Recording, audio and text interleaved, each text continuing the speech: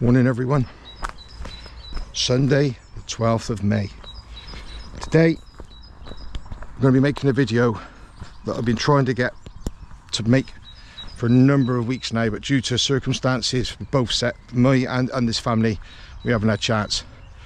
This video today is about Owen, Emma and the Belgian Malinois Luna. I met them mid-November when they'd had her 10 days. They rescued her from someone else. They were having some problems around her biting, doing zoomers around the house, settling, lead obedience, literally everything. But they've taken on probably one of the most intelligent dogs there is. And then they've messaged me saying, we need some help. In that time, they've had 4 one-to-ones.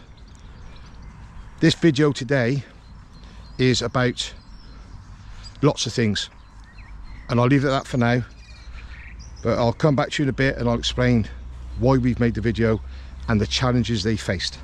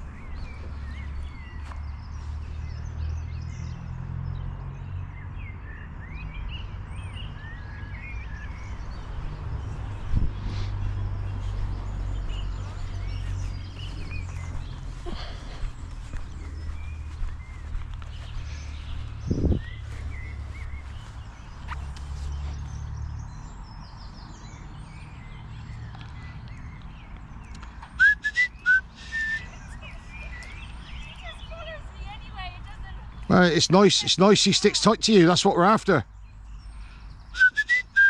I'll try and distract her.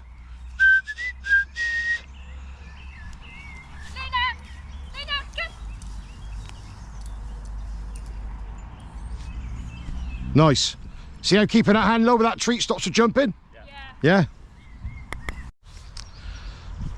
Okay, so welcome back. So, since I've met Owen and Emma, we've been working a lot on keeping Luna's brain working because she's a Malinois and she needs to have that information.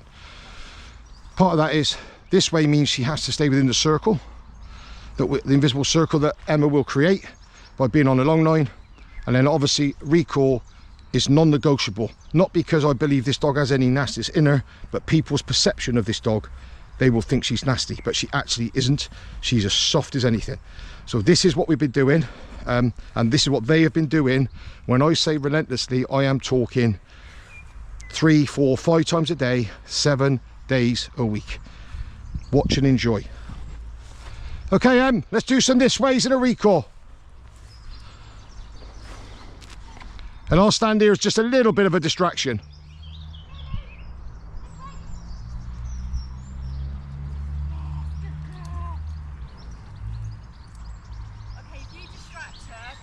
That's fine, she stays nice and close to you now, doesn't she?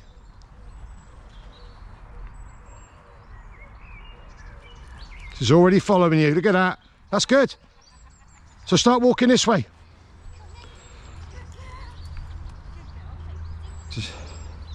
That's it, just walk towards me.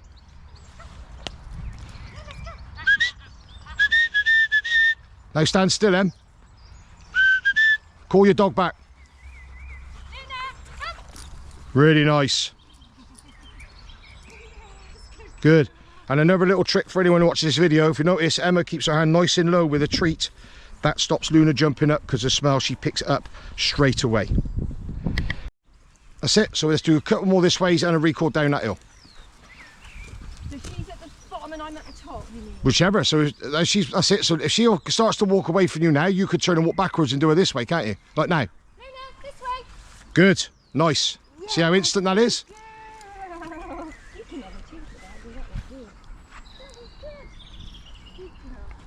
That's it. Go back down the hill. All we want her to do is stay within your comfort zone. And a lot of the time we know she doesn't get far enough away from you. That's it. So start now or do it now. Good, nice. And just keep walking all the way up. Don't stop now. And if she gets away from you now, you stay there and recall her back that way, but she may not. Right. So we know her this way spot on. So now we're going to get you, or I'm going to ask you to take us out of your comfort zone and walk down there. And I want, before you do the recall, to chop the lead on the floor. So you've got theoretically no security in your brain, although you've got the long line. So, let's go. This way. That's it, start walking. That's it, good. She might run to that water. Right, so recall her now. Beautiful, good. Look at that. Ah, perfect. Let's get her in some shade. So we've done some training. As you can see, where we are at the moment it's a country park. There's loads of scent. Luna, being a dog, has got her nose down a lot. We've just taken a break. It's muggy, it's not over hot, but there's lots of shade. We've let her have a drink, some break. So to highlight how dogs can help people and how people build with dogs, when I first met Emma and Owen, I just thought they were two people with a dog they wanted help with. End of the first lesson, it comes to light that Emma has some of her own personal issues that she deals with on a daily basis and is still dealing with. But from my point of view, this dog has helped her massively, and I'm sure she will admit it's helped her massively. So I'll try and get this right without asking Emma again. So she suffers with agoraphobia, anxiety, and you're neurodivergent. Okay, so I'm going to ask Emma to explain what neurodivergent means, because I haven't got the foggiest. What is it? What actually is it?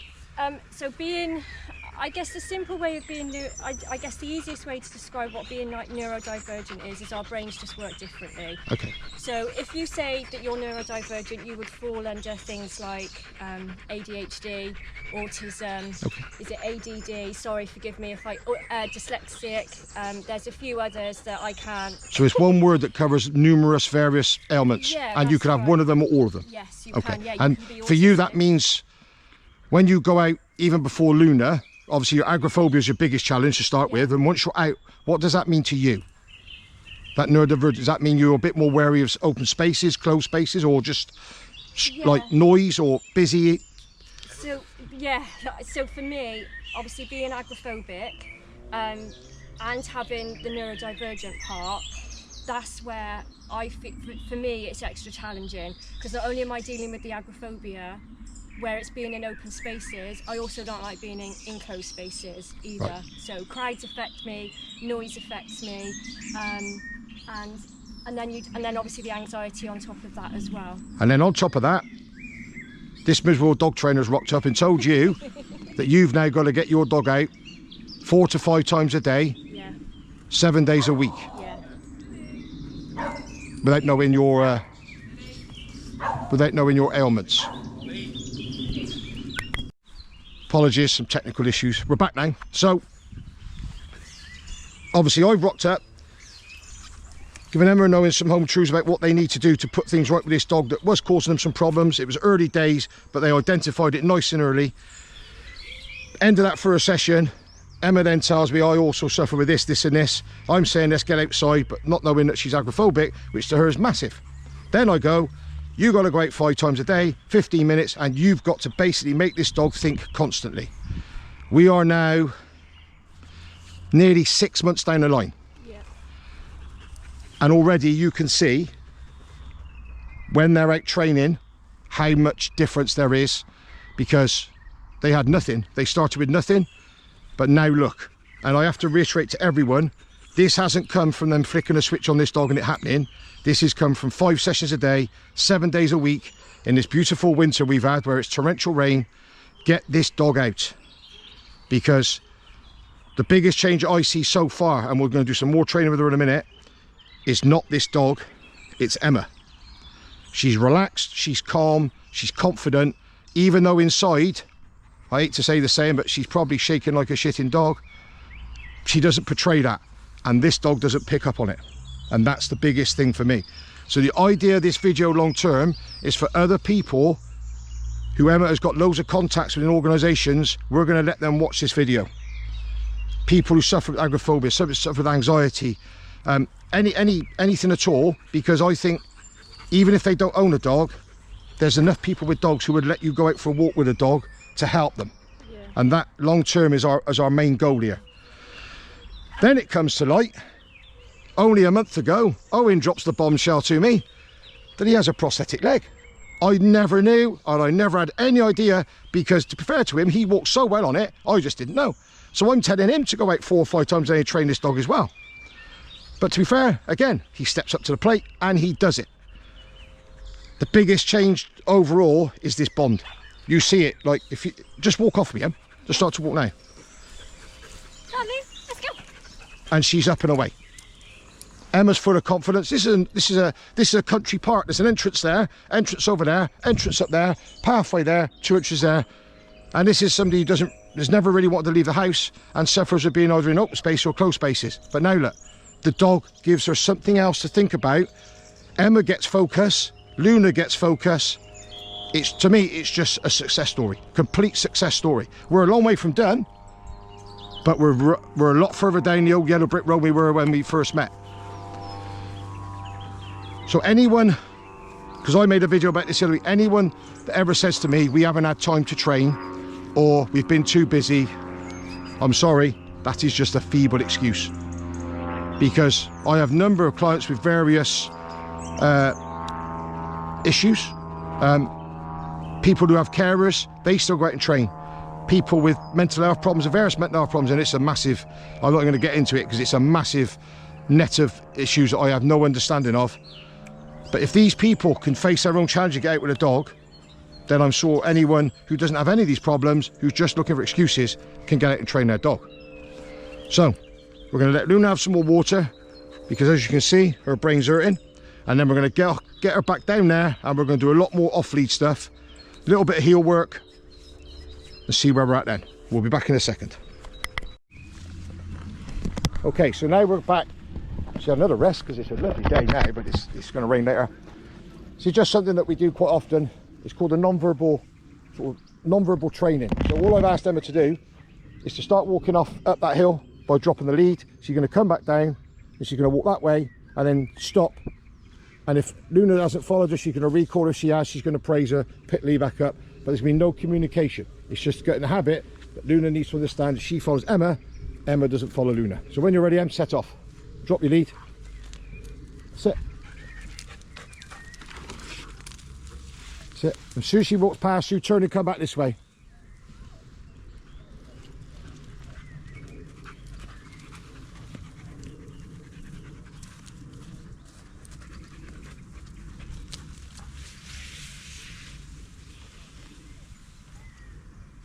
I sit and praise her. So if I wanted somebody to demonstrate how to do a perfect non-verbal dog walk, that is just it. Because going forward, they're only going to speak to Luna when they need to. So it's a bit like a child. If they're not speaking to her, she's doing nothing wrong, they're going to leave her be. She's a dog. But the moment they start to change direction, they disappear, Luna's got to go, I need to leave what I'm doing and go with mum and dad, because that's how it works. But that's about as perfect as you'll see. Give yourself a pat on the back, Em. Really good. Right, so we'll just do some heel work then. We'll use this bit, the sun's on it, but we're not going to do a lot. Loads of scent, rabbits, foxes, deer, cats, dogs up here. Just walk her to heel like you're out normally. Turn when you want to turn. So like now I would turn. That's it. Just relax. And then when you're coming back now, start doing that positive turn where you turn into her, not away from her. So get her head in the right place and now turn into her without using your arm, if you can. That's it. That's it. And that's what you want to do when you see a dog. Turn into her, because when you turn into her, your body comes around the outside. If you turn away from her, you've got your back to her, she sees that dog, your arm is already up and you're going to pop your shoulder. Right, okay. So like if you were walking this way and saying a dog come now, you could just go heel or close or whatever it is you say. So your body is staying between her and the dog. Not that she's going to play up, but it's all about obedience, isn't it? Right, okay. So take her a bit further this time into that shade if you want. And again, so if you're going to turn into her, position yourself slightly more right, so you've got a little bit of area to turn in. That's it. So just pop it before you turn and then just turn into her. That's it, relax your arm, that's it. So if she starts to drift away from you as you're about to turn, just give it a little pop and she'll drift back, and then you can just nice and calmly just turn and go. That's it, just keep walking. And she walks like this, what, 90% of the time? Yeah. Just busy places she gets a little bit erratic, which we'll address next lesson.